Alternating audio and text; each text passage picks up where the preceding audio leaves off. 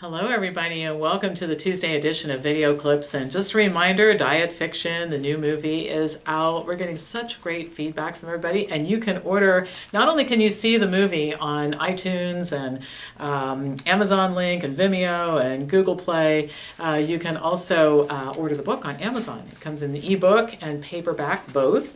The book, what we try to do with the book is to provide a lot of resources and references. So the book is not just an outline of what's in the movie, so you can watch the movie and still learn a lot from getting the book as well. Diet Fiction the movie, Diet Fiction the book, both available right now. Another thing I want to announce, I'm really excited about this, is I'm starting to book speakers for our conference this fall, November 8th through 10 in Columbus, Ohio. And the author of this book, it's called American Overdose, The Opioid Tragedy in 3 Acts. And what it is about, it's by Chris McGreal. I spoke with him yesterday. He very graciously agreed to present at our conference.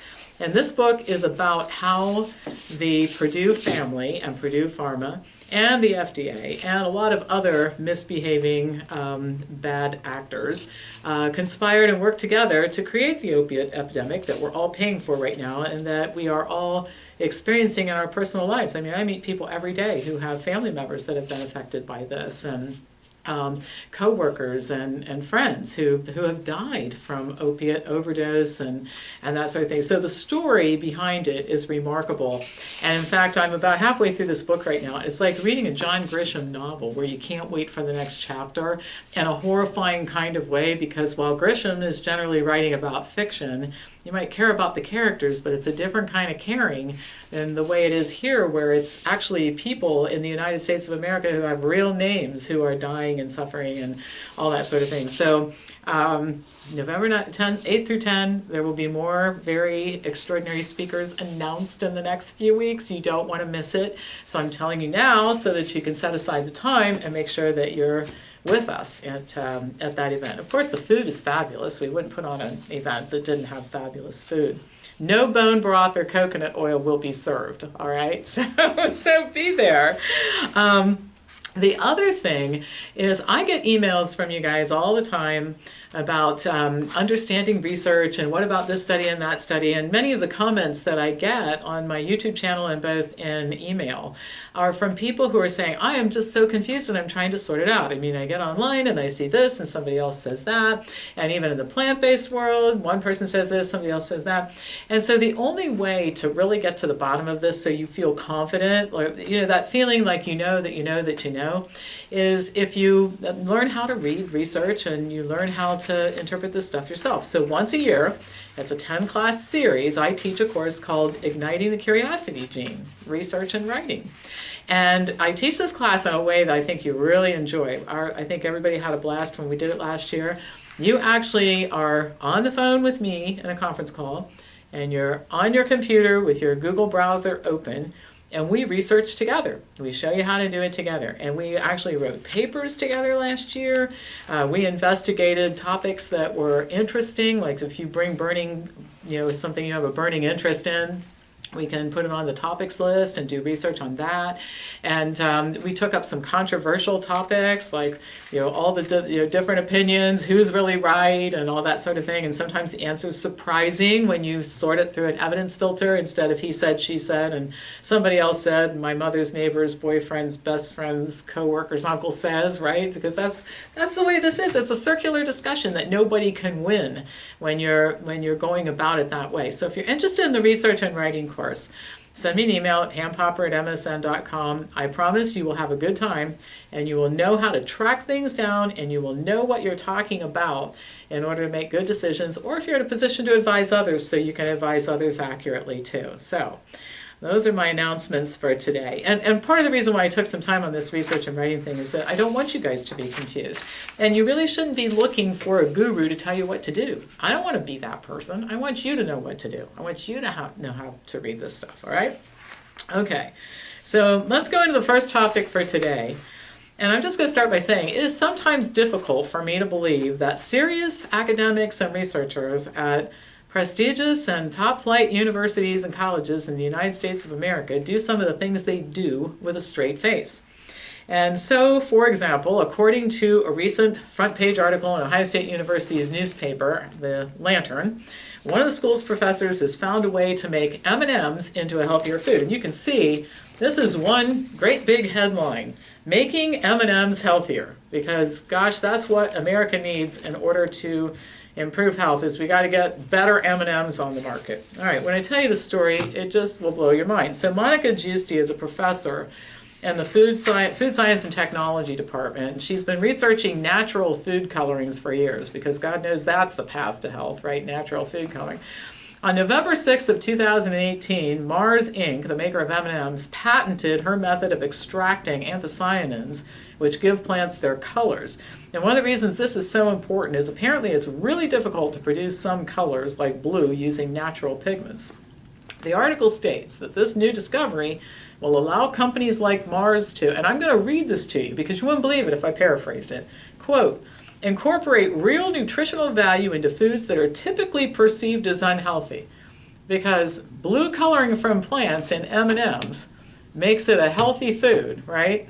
You know, it's amazing. Giusti says, she's quoted as saying, that we say that we are what we eat, and we have heard that we should consume more fruits and vegetables, but this transition is very slow. If we can incorporate the benefits from fruits and vegetables into our regular diet, we could move faster toward a healthier population. And once again, better M&Ms is the path, according to these people. Giusti actually told The Lantern that using natural dyes will, and again I have to quote, integrate fruits and vegetables in people's diets in an entirely new way, no kidding, and they will not even notice a difference in taste. Well, I'll tell you what, you add pigments from plants to sugar and fat, and no, you don't notice any different taste. You also don't notice any difference in the food itself, right? Apparently, Giusti believes that the benefits of fruits and vegetables can actually be achieved by different kinds of dyes and M&Ms. Now, Mars CEO Grant Reed says that this breakthrough and Mars' commitment to using natural dyes and M&Ms is because, again, I have to quote, our consumers are the boss, and we hear them. If it's the right thing to do for them, it's the right thing to do for Mars, because once again, the right thing to do for consumers is to convince them that candy is healthy. Now, I went to the Mars Inc. website, and a typical bag of M&Ms has 240 calories, 6 grams of saturated fat, and 5 milligrams of cholesterol. And here are just a few of the ingredients: milk chocolate, sugar chocolate, skim milk, cocoa butter, lactose milk fat, soy lecithin, salt, artificial flavor, sugar, cornstarch, corn syrup, dextrin, and gum acacia. So you can see where the blue pigment's added to this. I mean, you just got it going on in terms of a healthy diet. The current label also does show that the product includes 9 synthetic food dyes, but even if these are replaced by the healthier dyes, the product is far from a healthy food. I mean, it's still high in sugar, high in saturated fat, and adding different food colorings doesn't change it. Yet both Giusti and Mars are already promoting the concept of healthier M&Ms, which can help people who love them to consume even more of them without any guilt and without noticing that they're doing it. Mars Inc. will use this to promote itself as the company who cares about the health of its customers. Articles and guests on programs will discuss how great this is and how terrific it's going to be for kids who don't eat enough fruits and vegetables. And boy, we can just hide food coloring in the M&Ms and that'll do it for them. I mean, again, this big headline, straight face, okay? And a pharmacist who brought me this from Ohio State and gave it to me, and said, you're just not going to believe this. And, you know, unfortunately, I do believe this. Unfortunately, it's not really anything particularly unusual anymore. And it's no wonder this country keeps becoming more and more unhealthy, because how can you possibly improve the health of America when this type of nonsense is tolerated? And it is tolerated. We are tolerating it. All right, on to the next subject. You know, one ridiculous thing after another. So according to a recent review, there's no clear evidence that a low-salt diet benefits patients with heart failure. Yet almost heart failure patients, almost all of them, are told that they should restrict salt. In fact, we are still telling most of the general population that they should restrict salt. The researchers looked at 2,655 articles on heart failure and sodium restriction from several databases. That included Cochrane, Medline, and Embase. Only 9 randomized controlled trials, which included a total of 479 patients, could be included in the review. And part of the reason for narrowing it down to so few is that Lots of studies, not very many of any quality at all. So the authors reported, quote, "We found no clinically relevant data on whether reduced dietary salt intake affected outcomes such as cardiovascular associated or all-cause mortality, cardiovascular associated events, hospitalization, or length of hospital stay. In fact, the researchers found the evidence for salt restriction for inpatients and with acute heart failure is even weaker than the evidence for salt restriction for outpatients. So even when they're so acute that they're in the hospital, salt restriction doesn't really benefit them." In an accompanying editorial, Clyde Yancey writes, quote, "We must make the painful deduction that the current evidence base addressing sodium restriction in heart failure is vacuous, lacks depth, and in some cases lacks integrity." He goes on to say, "The first step is to retreat from an unbridled and potentially harmful insistence on rigorous sodium restriction in those with symptomatic heart failure. To state that we can do better is an understatement. To acknowledge our embarrassment for acting upon certain logic is closer to the truth." End of quote. And I'm with him on this. And it's not just the salt issue. We constantly tell people, the collective we in healthcare, things that are patently false. And even when they're proven false, people hang on to the idea that they're not. And it leads to a tremendous amount of distrust in medicine, which is justified, as people start to find out a great deal of what I've been told by well-meaning people is just wrong. Now, Dr. Ileana Pina at Wayne State and the Detroit Medical Center has this to say: "I have been cantankerous patients for years, having them look at everything they eat, read the labels, add up the sodium, and never exceed that famous threshold of 2 grams of sodium." She goes on to say that sodium restriction is just one more burden that can lead to noncompliance, and that when patients get fed up, they just ignore everything. And that's been our experience here too, is people get fed up with restriction and they can't do it, and then it just all goes out the window. She also says, I disagree with her on this, that she'd rather that patients pay more attention to medication adherence than sodium restriction. Well, why do we have to choose between two bad options? How about paying attention to getting better with overall diet and lifestyle health, right? There are two major issues here. First, again, most of the advice given to patients is inaccurate and not based on solid evidence. Doctors are easily persuaded to do many things, ranging from ordering useless tests to recommending extremely restrictive diets without cause.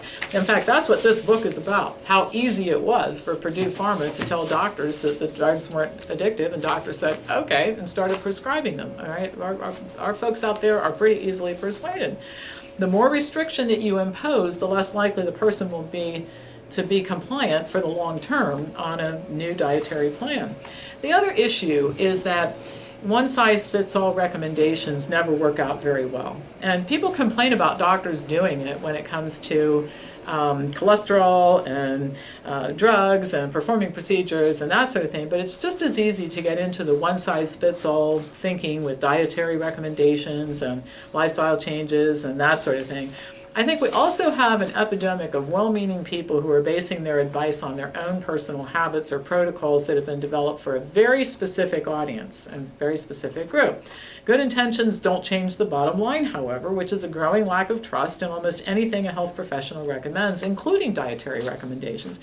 The other thing I want to point out here, that it very much aggravates me, is that the discussion of diet is increasingly turning into diet as a point of view.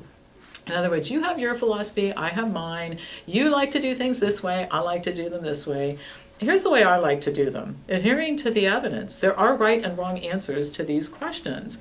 And so I've always said, I don't teach people to do what I do, because this company is not called I Want to Be Like Pam. That's not what we named it. We called it Wellness Farm Health. It's an evidence-based organization. So we need more clinical judgment. People in their health status and their history are very different from one another, and I think we need to be much more respectful of the differences between people and address those things when they come to us for help.